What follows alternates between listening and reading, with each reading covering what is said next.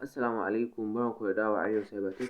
A wannan bidiyo za mu nuna muku yadda ake aiki da figlet command. Ok, so idan muku manta ba, bidiyon da muka yi a baya na nuna muku yadda ake install ɗin figlet command. So a wannan bidiyo kuma za mu nuna muku yadda za ku fara aiki da shi. So abin da za ka yi shine za ka buɗe cikin Termux ɗinka. Ok, so bayan ka buɗe cikin Termux ɗinka, so idan ka san baka da figlet command ba, kalli bidiyon mu na baya ba, to ka je kalli bidiyon da muka yi a baya. So abin da ya kamata kai shine anan za ka zo ka ce pkg, sai ka ce install, sai ka sa figlet. So kana sa haka kana danna enter zai tafi da ma install din figlet din. So shi wannan me amfani wannan figlet din? Shi wannan figlet din yana baka dama ne kai customizing din Termux ɗinka, ko kuma kai wa irin rubutu haka design, kai wa rubutu design, kai customizing din Termux ɗinka dai kawai. Ok, yanzu misali na zo na ce figlet, sai na zo misali sai na ce kawai sai na zo nan haka, sai na sa shi a cikin column. Okay, sorry, sai na sa shi a cikin quote ɗin nan, double quote. So kawai yanzu for example sai na zo na ce misali hello. Okay, sorry, hello. So dan da enter mai kuyi da su kun gani ya sami hello. So for example yanzu ma nan na zo na ce misali hello, sai na sa world. So dan da enter mai kuyi tsani kun ga hello world ta fito. So for example yanzu bari in clear. Yanzu idan na ce misali figlet, sai na sa taxi. Ita wannan taxi din tana mai da rubutun ka santa ne nan, santa take mai da shi. So kawai sai yanzu in ƙara buɗe double quote din nan, sai saka sai saka misali hello. Idan na saka hello sai danna enter.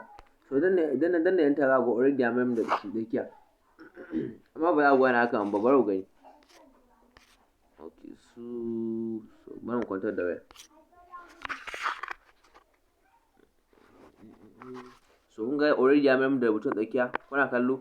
So for example yanzu nan ma kun ga ya mayar da rubutun tsakiya, yanzu rubutun ya dawo tsakiya. So bari dawo dai wayar ba za ta yi haka ba. Okay, so bari nuna muku. Sai kuma for example yanzu ina son canza mara kala. So kawai zan zo ce nan figlet, sai in ce taxi, ko kuma ba suna mai da shi enter ba. Kawai sai yanzu misali sai in saka sunan da zan saka, sai in ce misali hello. Okay, sorry, hello. So bayan na sa hello a nan, sai in zo nan, sai in saka alamar wannan sanda, alamar wannan abun. Okay, ina ne mana gashi nan. So idan na saka alamar sa kawai sai in sa lol cat. Ina sa lol cat sai in danna enter. So wargwani kun ga canza mun kala, ya mai min da shi a irin pink color din nan. So for example yanzu na ƙara zuwa na ƙara saka haka lol cat din nan. So kun ga ƙara canza mun kala, ya mai min da ita wata kalar daban. So for example yanzu again ma na zo na ƙara saka haka, za ku ga canza mun kala. To haka ne zai canza mun kala, zai canza kala. Kun gani yana canza kala.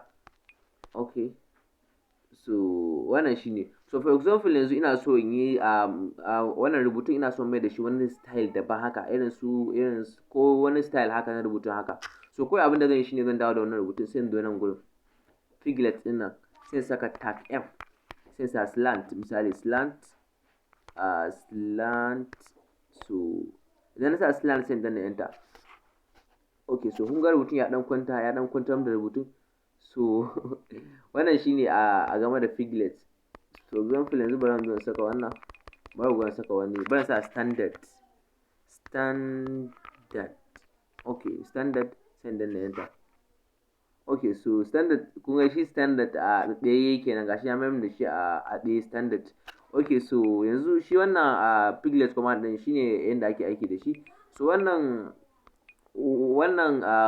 kalolin rubutun suna da yawa ne sosai da sosai.